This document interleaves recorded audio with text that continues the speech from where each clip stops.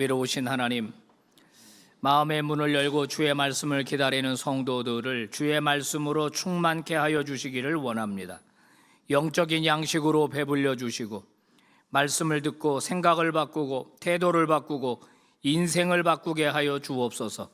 예수님 이름으로 기도 올리옵나이다. 아멘. 자, 하나님 나라 사랑을 주신 예수님이라는 제목입니다. 여러분, 미국 뉴욕은요 10월 둘째 주 월요일이 되면은 그 대단한 축제를 벌입니다. 콜럼버스 데이라고 하는 날인데요. 콜럼버스가 미국 신대륙을 이제 발견한 그것을 기념해 가지고 이제 해마다 10월 둘째 주에 엄청난 인파가 몰립니다. 한 100만 명이 몰린다고 그래요. 대단하죠. 이 거리 행진하는 사람들만 한 3,000명, 3,500명 정도 된다고 그래요. 콜럼버스 대단한 탐험가입니다. 개척가입니다. 그런데 그는 죽기 전에 이런 말을 남겼어요. 내가 콜럼버스라고 하는 이름, 이 부모님이 나에게 지어주신 이 이름값을 하며 산 거는 14년밖에 되지 않았다. 이런 얘기를 합니다. 무슨 말인가? 이분은 젊었을 때부터 황금을 쫓아다녔어요. 미국 신대륙을 발견한 것도 황금 때문이었어요. 돈 하면서 물질을 쫓아 인생을 허비했는데 40이 지난 어느 시점에 큰 깨달음이 왔어요. 그게 부질없다는 걸 깨달은 겁니다. 이제 내가 예수를 따라 살아야 되겠다, 이런 결심을 하게 돼요. 그의 이름의 뜻이 뭐냐? 바로 그리스도를 간직하고 살아가는 사람, 이런 뜻이에요. 근데 평생 그냥 돈 하고 살았다 이 말이야. 마지막 깨닫고 삶을 돌이키고 14년 딱 살고 죽었어요. 그래서 그는 말합니다. 그 14년이 내 인생에서 가장 보람되고 가장 복된 날이었습니다. 여러분, 우리의 인생은 어떻습니까? 여러분, 뭘 쫓아서 살아가고 있어요? 이 세상에 존재하는 모든 것에는 이름이 있죠. 그 이름이 그것의 목적과 그것의 사명을 알려줍니다. 무슨 말이냐? 세탁기, 그러면 우리는 세탁기라는 이름을 딱 듣는 순간 그 물건이 만들어진 용도와 목적을 알 수 있어요. 그죠? 우리의 모든 이름이 그래요. 우리가 자녀들의 이름을 지어줄 때도 마찬가지입니다. 아무렇게나 살기를 원하지 않습니다. 한참 예찬이라는 이름을 지었습니다. 예수님 찬양하며 살아라. 그래서 예찬이었습니다. 하임이라는 이름도 있죠, 우리 교회. 하나님 나라 임재를 바라보며 살아라. 하임입니다. 이렇게 자녀들의 이름을 지어줄 때는 그 이름에 담긴 부모의 뜻과 소망이 있어요. 성경에도 보니까 하나님께서 아브라함의 이름을 아브라함으로 바꿔주십니다. 목적이 있었어요. 너는 열국의 아버지가 되어라. 사레라고 하는 이름을 사라라고 바꿔줬어요. 너는 열국의 어머니가 되어라. 야곱의 이름을 이스라엘로 바꿔줍니다. 이것은 다 뭐냐면 하나님의 뜻이 그 사람의 이름에 담겨 있는 거예요.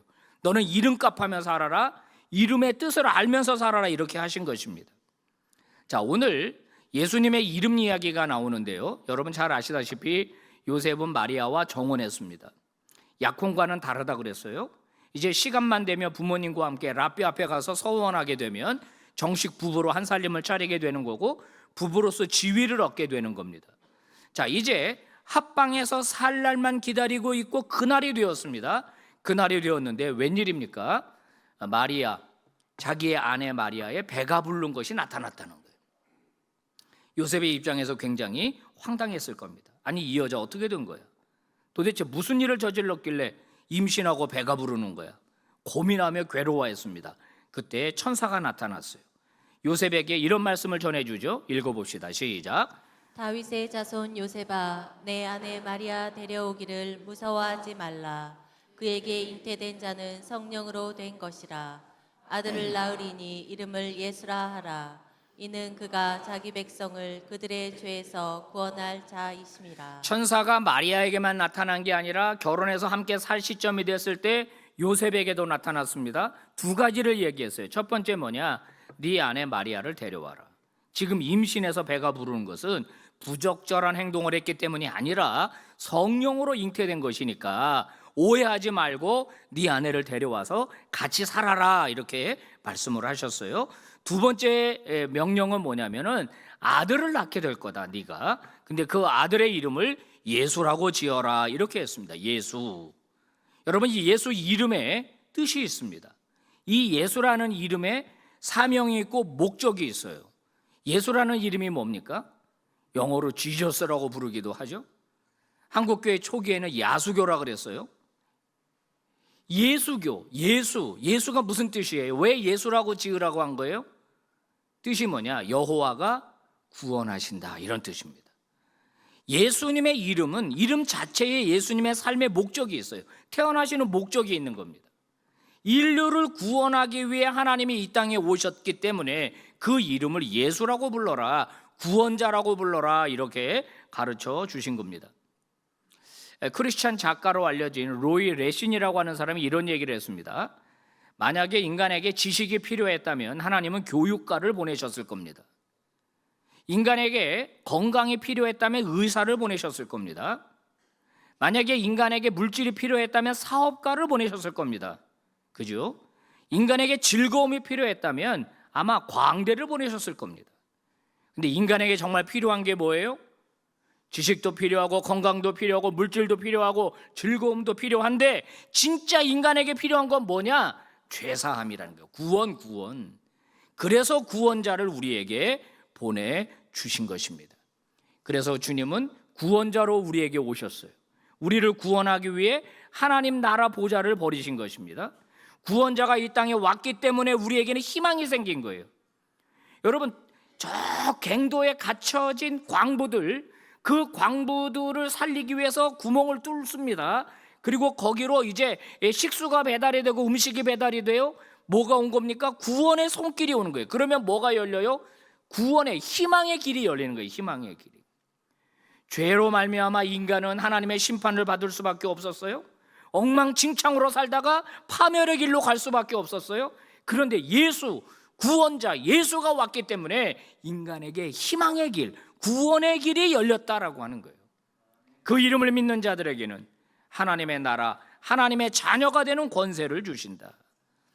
자, 하나님은요, 천사를 통해서 예수의 이름, 두 번째 예수의 이름 칭호를 주는데 그 이름이 뭐냐? 임마누엘입니다. 임마누엘. 자, 7장 14절 이사야 시작. 보라, 처녀가 잉태하여 아들을 낳을 것이요 그 이름을 임마누엘이라 하리라. 천사가요, 요셉에게 이사야의 예언의 말씀을 인용해서 들려줍니다. 왜요? 지금 네 아내 마리아가 임신한 일은 성령으로 된 것이야. 이미 700년 전에 이사야 선지자가 예언을 했어. 처녀가 잉태하는 때가 올 거다. 그러면 아들을 낳을 건데 그 아들의 이름을 어떻게 불러라? 임마누엘이라고 불러라. 임마누엘이 뭐죠? 하나님이 우리와 함께 하신다. 이게 임마누엘이에요. 여러분, 원래 하나님은 인간과 함께 할 수 없는 분입니다. 왜요? 인간은 죄인이기 때문에 그래요. 함께 지낼 수가 없어요. 구약에서 인간과 다른 존재이시죠. 절대 타자이신 하나님을 만나면 현장에서 죽었어요. 그래서 천사를 만나거나 하나님을 만나면 모두 다 뭐라고 얘기했냐면 화로다 나여 망하게 되었도다. 내가 살아서 주의 얼굴을 배웠으니 나는 이제 죽게 되었도다. 이게 모든 인간의 고백이었어요. 여러분, 하나님의 법궤를 만졌던 우사는 어떻게 됐습니까? 현장에서 그냥 죽었습니다. 여러분, 하나님의 영역을 침범한 인간은 죄인이기 때문에 현장에서 그냥 죽어버려요. 하나님은 우리와 함께 할 수 없는 분입니다. 그런데 그분이 인간이 되셔서 인간의 모습으로 우리와 함께 하기 위하여 이 땅에 태어나셨다. 그날이 뭐다? 성탄절이다. 성탄절은 캐롤이나 부르고 산타 할아버지 생각이나 하고 선물이나 주고받고 흥청망청 보내는 날이 아닙니다. 우리를 구원하기 위해서 생명을 가지고 오신 구원자 예수, 그분의 탄생을 기뻐하며 감사하는 절기, 그날이 바로 성탄절인 겁니다. 감동적인 카드를 본 적이 있습니다. 카드의 겉장에 이렇게 쓰였습니다. 알렉산더, 나폴레옹, 레닌, 시저, 히틀러, 이런 독재자들, 위대한 왕들 있죠. 전제군주들. 그러면서 이렇게 되어 있습니다. 역사 속에는 신이 되고자 했던 사람들이 너무나 많았습니다. 그리고 성탄 카드 안에는 이렇게 적혀있습니다. 그러나 사람이 되고자 했던 신은 오직 하나님 한 분뿐입니다. 왜 신이 인간이 된다고요? 사랑 때문입니다. 인간을 너무 사랑하니까 인간의 모습을 입고 인간의 모습으로 우리에게 나타나셨고, 그분은 우리를 떠나지 않고 우리와 늘 함께 계신다. 그래서 그분의 이름을 임마누엘이라고 하라, 이렇게 정하신 거예요. 여러분, 하나님이 우리와 함께 하시기 위해서 그의 아들을 보내셨습니다. 출애굽기 3장에 보면 하나님께서 모세에게 나타나셔서 내 백성을 이집트에서 인도하라 그럽니다. 종살이하는 데서 인도하라. 그랬더니 모세가 뭐라고 그래요? 하나님, 저는 못해요. 저는 능력도 없고 실력도 없고 말도 못해요. 저는 그 합당한 사람이 아니에요. 보낼 만한 사람을 보내세요. 계속 거부합니다. 그때 하나님이 뭐라고 그래요? 3장 12절, 내가 반드시 너와 함께 있으리라. 뭐예요? 임마누엘 해주겠다는 거예요. 그 뒤 모세는 어떻게 합니까? 하나님이 함께 하시니까 놀라운 능력의 종이 됩니다.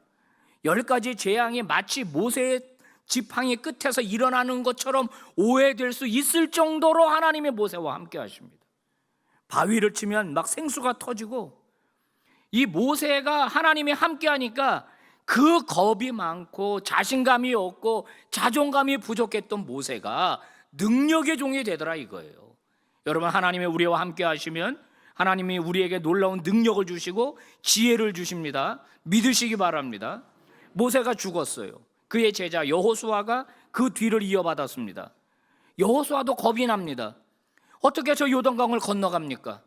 건너가서 우리가 차지해야 될 저 땅과 전쟁을 벌여야 되는데, 우리는 뭐 군인도 아니고 군대도 아니고, 저쪽은 난공불락의 여리고성을 비롯해서 7족속의 훈련을 잘해가지고 산악지대에 거하고 있는데, 하나님, 나는 못합니다.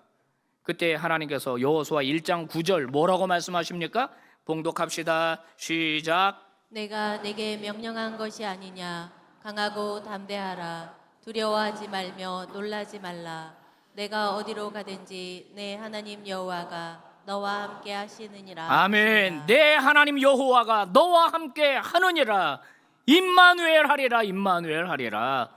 여러분, 여호수아는 성공적으로 가나안 정복의 사명을 감당하게 됩니다.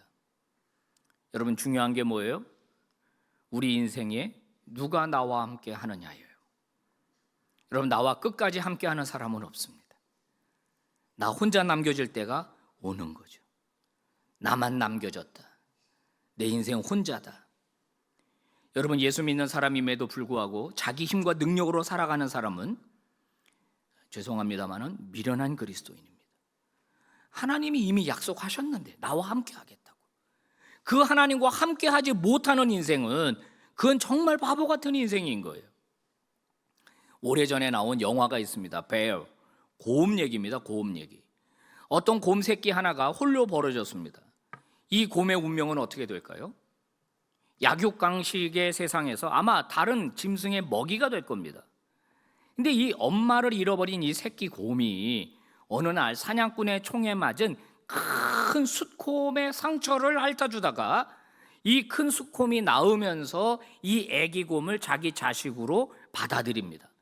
그래서 아빠와 아들이 돼서 같이 살아가다가 어느 날 애기 곰이 혼자 버려지게 됐어요. 그런데 그 혼자 있는 걸 보고 누가 다가오느냐? 퓨마가 다가옵니다.